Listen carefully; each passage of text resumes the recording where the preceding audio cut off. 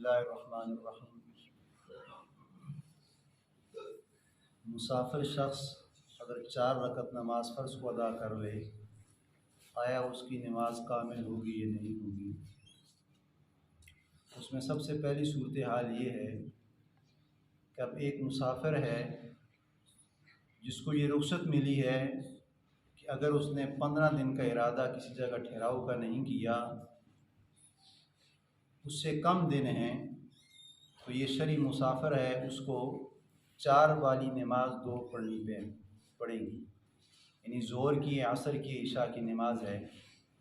अब पहली सूरत हाल ये है कि वो शरई मुसाफिर है, अब जमात का वक्त है, वो मस्जिद में दाखिल हुआ, इमाम साहब नमाज़ पढ़ा रहे हैं, चाहे ज़ोहर की है या असर की है, इशा की है।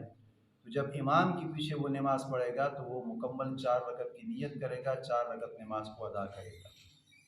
लेकिन अब वही नमाज है, इशा की नमाज है, इमाम नमाज पढ़ा चुका है, अब उस बंदे के पास टाइम भी है और उसके पास वक्त भी है, टाइम भी है और इतनी कोई उलझन भी नहीं है। तो आया कि वो जमात के अलावा अपनी 4 रकत नमाज फ़र्ज़ अदा कर ले, तो फुक़हा फरमाते हैं कि जो 4 रकत नमाज शरई मुसाफिर अदा कर रहा है उसकी नमाज लुटाना वाजिब है। यानी उसकी 4 रकत नमाज अल्लाह के यहाँ ये काबिल कबूल नहीं है, इसलिए कि ये एक रुख्सत मिली है। तो ये रुख्सत अल्लाह पाक ने उसको दी है।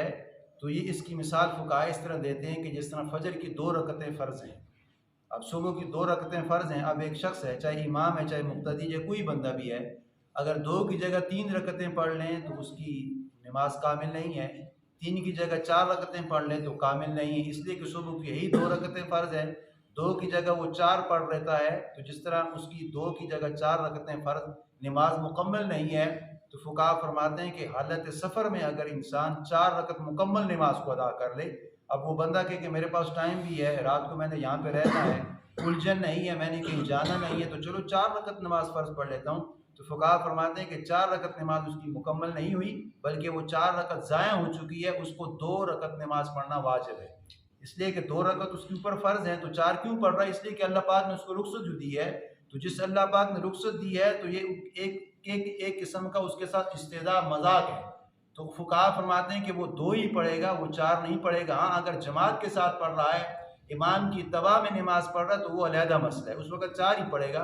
लेकिन इनफरादी तौर पे वो नमाज पढ़ रहा है, तो फुक़हा फरमाते हैं कि उसको 2 पढ़नी है, अब उसको 4 नहीं पढ़नी। अगर 4 उसने पढ़ ली हैं तो शरई मसला पूछने के बाद अल्लाह के नबी ने फरमा दी फुक़हा पढ़नी। अगर 4 उसने पढ़ ली हैं तो शरई मसला पूछने के बाद अल्लाह के नबी ने फरमा दी, फुक़हा फरमाते हैं कि वो 4 रकतें उसकी नमाज काबिल कबूल नहीं है, बल्कि उसको 2 पढ़नी, इसलिए कि उसको अल्लाह पाक ने ये रुख्सत दी थी। ये पहला मसला है। और दूसरा मसला ये है कि अब एक इंसान है, वो सफ़र से वापसी अपने वतन में आ रहा है, यानी सफ़र का इरादा किया, अब वो वापस अपने घर की तरफ पलट रहा है।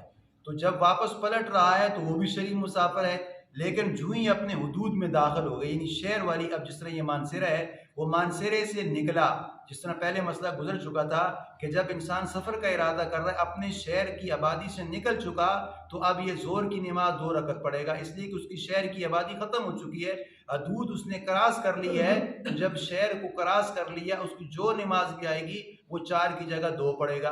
अब उसका सफ़र भी ख़त्म हो चुका है, अब वो वापस अपने वतन की तरफ, अपने गाँव की तरफ, अपने इलाके की तरफ आ रहा है। तो फुक़हा फरमाते हैं कि जब वो वापस सफ़र करके आ रहा है, अपने मानसेरे की आबादी में दाखिल होगा या मानसेरे की हदूद में, उसके शहर के मुज़ाफ़ात में दाखिल होगा, तो नबी अलैहिस्सलाम फरमाते हैं, फुक़हा फरमाते हैं कि अब उसकी सफ़र वाली नमाज ख़त्म हो जाएगी। अब जब शहर में दाखिल हो चुका है तो अब अपनी वो 4 रकत नमाज को अदा करेगा।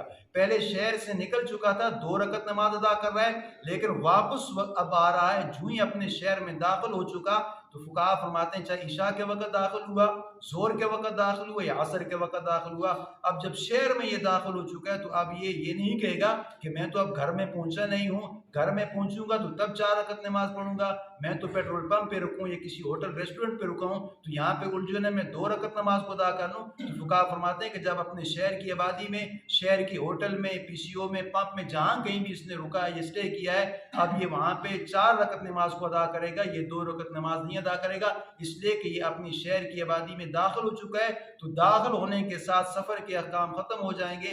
अब ये खज़र वाले अहकाम है, और खज़र के जो अहकाम है वो यही है कि अब 4 रकत नमाज को अदा करेगा, 2 रकत नमाज इसके लिए ज़रूर नहीं है।